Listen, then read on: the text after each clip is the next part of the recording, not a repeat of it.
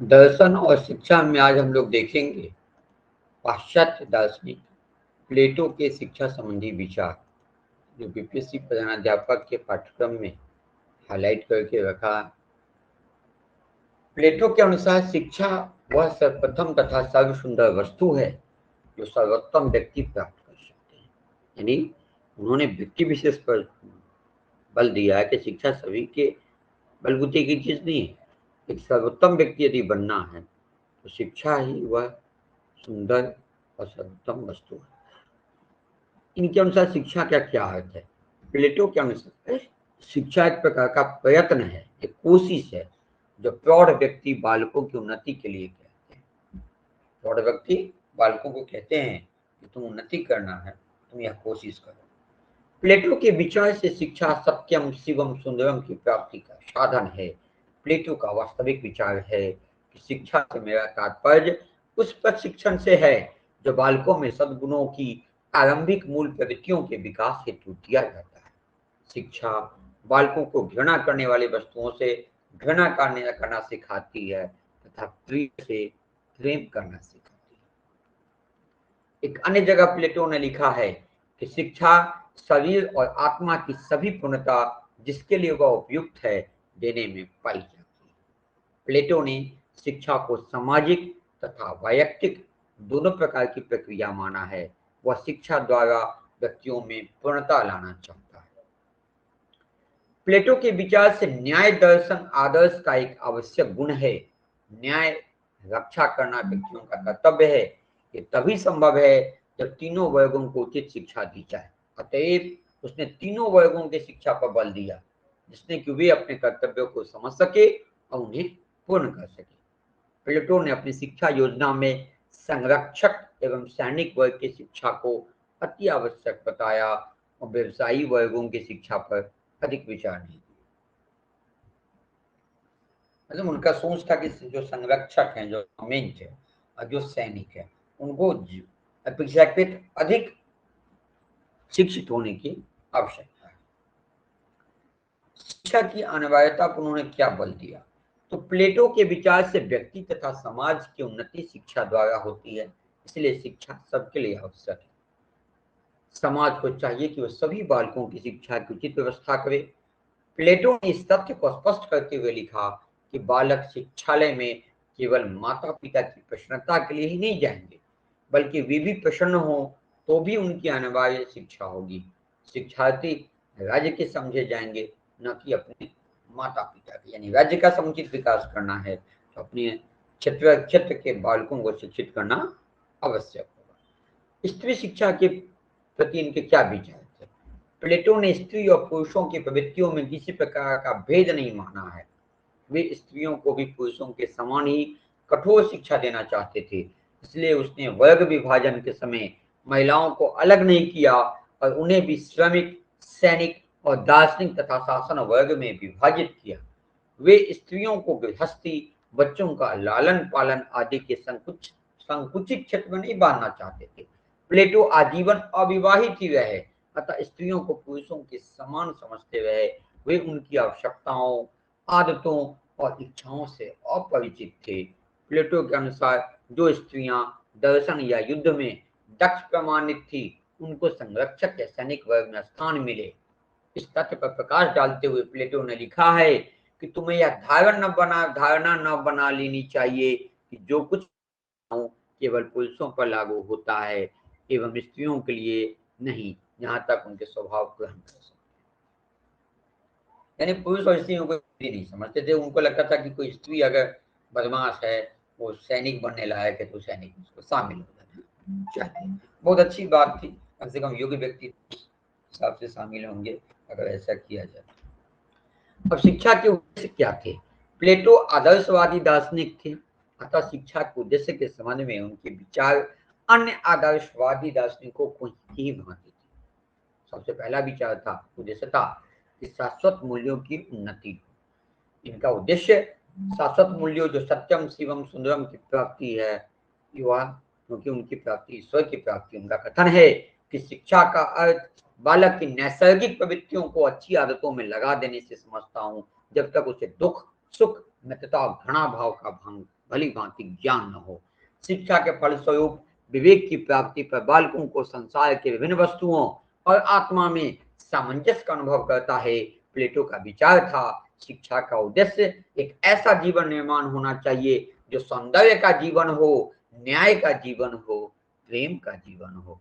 अस्तु, उनके अनुसार शिक्षा का उद्देश्य व्यक्ति का सम विकास करना है। तृष्णा, इच्छा तथा विवेक, आत्म तत्वों तथा उसके गुण, संयम, धैर्य, ज्ञान या ज्ञान का सम्यक विकास उसने आवश्यक माना। योग्य नागरिकों का निर्माण इनका दूसरा उद्देश्य था। प्लेटो शिक्षा के द्वारा योग्य नागरिक बनना चाहते थे। वे उनसे सभी मानवीय गुणों का विकास करना चाहते थे। उनके अनुसार आदर्श व्यक्तित्व का निर्माण तथा विकास शिक्षा का उद्देश्य था। नैतिक विकास का उद्देश्य भी इनका था कि प्लेटो का मानना था कि नैसर्गिक गुण मनुष्यों में उसकी आत्मा के अंग के रूप में पहले से विद्यमान रहते हैं। शिक्षा व्यक्ति के विवेक शक्ति का विकास करती है।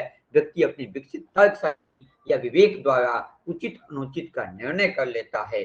प्लेटो ने रिपब्लिक में लिखा है कि जैसी अंधी आंख में प्रकाश नहीं भरा जा सकता, उसी तरह ज्ञान आत्मा में भी नहीं डाला जाता, बल्कि पहले से विद्यमान रहता है। जैसे अंधी आंख में आप प्रकाश नहीं डाल सकते, ऐसे आत्मा में तो ज्ञान पहले से विद्यमान है, बस उसको जगाने की आवश्यकता है। आदर्श व्यक्तित्व का निर्माण तथा विकास प्लेटो के अनुसार शिक्षा का उद्देश्य था। आदर्श व्यक्तित्व के निर्माण में सद्गुणों को विकसित करना अनिवार्य था। उनका सामाजिक उद्देश्य भी था कि राज्य की एकता स्थापित करना। सामाजिक उद्देश्य उनका क्या था कि राज्य में एकता बनी रहे। प्लेटो ने राज्य को एक व्यक्तित्व प्रदान किया है। वह राज्य को सार्वभौम सत्ता मानते थे। राज्य के ऊपर ही शिक्षा का उत्तरदायित्व सौंपते थे। उसने समाज का वर्गीकरण करके शिक्षा की व्यवस्था बनाई। व्यक्ति में ऊंचे विचार पैदा करने के लिए वह घरेलू शिक्षा का विरोध करते थे और माता पिता तथा परिवार को कोई महत्व नहीं देते। शारीरिक तथा मानसिक विकास का उद्देश्य भी इनका था कि प्लेटो का विचार था कि व्यक्ति मन शारीरिक प्राणी है, यानी मन भी है और शरीर भी है। मन की भी परिकल्पना जो है वो सिर्फ कोई नहीं है, बल्कि वास्तविकता है। प्लेटो ने शिक्षा का उद्देश्य रखा कि राज्य के प्रत्येक नागरिक में सत्यम, शिवम, सुंदरम के गुण हो, प्रेम, सहयोग, सहकारिता, सामूहिकता की भावना हो, त्याग हो, आत्मनिग्रह हो, साहस हो, वीरता आदि गुण, साथ ही ज्ञान विवेक हो, जिससे वह भौतिक इच्छाओं का दास न बने। तभी वह शारीरिक एवं मानसिक विकास कर सकता है। प्लेटो ने लिखा है कि क्या मैं इस सत्य के प्रतिपादन में सही नहीं कि सही शिक्षा वह है शरीर एवं मस्तिष्क की सबसे अधिक उन्नति करके प्रवृत्ति रखती है। इससे अधिक स्पष्ट और कुछ नहीं हो सकता कि सबसे सुंदर शरीर वे हैं जो बालक से सर्वोत्तम तथा सही प्रकार विकसित होते हैं। अब इनके अनुसार शिक्षा के क्या प्रकार होनी चाहिए, टाइप्स ऑफ एजुकेशन कैसा होना चाहिए। तो प्लेटो ने आत्मा के निर्माण में 3 तत्वों की बात जिक्र किया है। तृष्णा यानी भूख प्यास, इच्छा शक्ति और विवेक के आधार पर समाज को 3 वर्गों में बांटा। उद्यमी वर्ग, सैनिक वर्ग और दार्शनिक एवं शासक वर्ग। उद्यमी वर्ग में तृष्णा है, पाने की इच्छा है ना। सैनिक वर्ग में शक्ति है, इच्छा शक्ति है, और विवेक के आधार पर दार्शनिक एवं शासक वर्ग में विवेक। तो उद्यमी वर्ग, सैनिक वर्ग एवं दार्शनिक एवं शासक वर्ग 3 भागों में बांटा था। वर्गों के आधार पर 3 प्रकार की शिक्षा प्लेटो द्वारा बताई गई, क्योंकि उन्होंने सभी प्रकार को सभी तरह की शिक्षा देने की बात कही थी। तो औद्योगिक कलाओं की शिक्षा देनी चाहिए, सैनिक शिक्षा सैनिकों को सैनिक शिक्षा देनी चाहिए, उद्यमियों को औद्योगिक कला की शिक्षा देनी चाहिए, और जो दार्शनिक या शासक वर्ग के लोग हैं उनको प्रशासकीय एवं दार्शनिक शिक्षा दी जानी चाहिए। औद्योगिक शिक्षा के प्रति प्लेटो ने अधिक रुचि नहीं दिखाई। लाज में प्लेटो ने लिखा है कि उपयोगी कलाओं की गणना हम निम्न कोटि में करते हैं। दार्शनिक एवं प्रशासनिक वर्ग को सर्वोच्च माना है। प्लेटो ने राज्य की कल्पना में 3 वर्गों का समन्वित रूप रखा कि वो देश के विकास में, राज्य के विकास में तीनों का समन्वय होना चाहिए। अभी प्लेटो ने कुरिकुलम को कैसे, पाठ्यक्रम को कैसे सेट करने की बात कही थी। तो सबसे पहले था कि इनका जो सिद्धांत था कि समानता का सिद्धांत था कि स्त्री पुरुष में कोई भेदभाव न हो, तो पाठ्यक्रम उस प्रकार का हो। योग्यता तथा अभिरुचि का सिद्धांत हो कि समाज के जो 3 वर्ग हैं उनकी योग्यता और रुचि के आधार पर समाज के 3 वर्गों को अलग अलग तरह की शिक्षा दी जाए। आवश्यकता का सिद्धांत दिया कि आवश्यकता के अनुसार पाठ्यक्रम का निर्धारित करना चाहिए, है ना। उसके बाद उन्होंने एज वाइज बांटा कि आरंभ से 3 वर्ष तक की शिक्षा, फिर 3 से 6 वर्ष तक की शिक्षा होनी चाहिए, फिर 6 से 13 वर्ष तक की शिक्षा होनी चाहिए, फिर 13 से 16 वर्ष तक की शिक्षा होनी चाहिए, फिर 16 से 20 वर्ष की शिक्षा होनी चाहिए, फिर 20 से 30 वर्ष की शिक्षा होनी चाहिए, फिर 30 से 35 वर्ष तक की शिक्षा होनी चाहिए, फिर 35 से 50 वर्ष तक की शिक्षा होनी चाहिए, फिर 50 से ऊपर की शिक्षा होनी चाहिए। यानी यह एक ऐसे दार्शनिक थे जो जीवन पर्यंत शिक्षा पर जोर देते थे कि जो जीवन के जिस स्टेज में पहुंच रहे हैं उस स्टेज के लिए जो भी आवश्यक शिक्षा है वो उन्हें दी जाए। इनके हिसाब से प्लेटो ने किस शिक्षण विधि पर ज्यादा जोर दिया, तो यह तर्क या वाद विधि पर जोर दिया कि तर्क विधि से जो है ज्ञान की खोज अच्छे ढंग से हो सकती है। उसने डायलेक्टिक विधि को, डायलेक्टिक मीन्स दोनों तरफ से वाद विवाद हो, ऊंची कक्षाओं के लिए सही विधि है क्योंकि गुण विषयों पर वाद विवाद किया जा सकता है। प्रश्नोत्तर जिसे सुकराती विधि भी कहा जाता है, जिसके 3 सोपान होते हैं, उदाहरण, परिभाषा और निष्कर्ष। ये प्रश्नोत्तर विधि हम वीडियो डाले हुए इस पर, उदाहरण, परिभाषा और निष्कर्ष। तो ये प्रश्नोत्तर विधि पर जोर देते थे। इनका प्रत्यक्ष उदाहरण प्लेटो के मेनो नामक वार्तालाप से मिलता है। उदाहरण में वार्तालाप, परिभाषा में आवश्यक व्याख्या और सामान्य गुणों का निर्धारण, और अंत में परिणाम प्रश्न करने वाला विद्यार्थी होता है। इससे समस्या का रहस्य उद्घाटन होता है। शिक्षक भी बालक के प्रति प्रश्न किया करता है और इसी से क्वेश्चंस भी डाल देता है कि, है ना, कि प्रश्नोत्तर विधि के 3 सोपान में, है ना, प्रश्न करके होता है। ठीक है, उदाहरण, परिभाषा, निष्कर्ष, इनमें से क्या होगा निष्कर्ष। अब आते हैं वार्तालाप विधि। प्रश्नोत्तर विधि का ही अंग है वार्तालाप विधि। ठीक है, ऊंची कक्षाओं में इसका प्रयोग होता है। प्रयोग विधि करके सीखना, सैनिक व्यायाम और संगीत शिक्षा में इसकी रुचि लेके सैनिक होगा, सीधे उसको हम पढ़ाई की शिक्षा दे देंगे तो क्या वो सैनिक बन पाएगा। उसको हम प्रयोग करके दिखाएंगे, प्रयोग करके वो सीखेगा। अनुकरण विधि, दासों के शिक्षा इस विधि का प्रयोग किया। छोटी कक्षा में इसका प्रयोग है, परंतु हर समय अनुकरण के पक्ष में वे नहीं थे।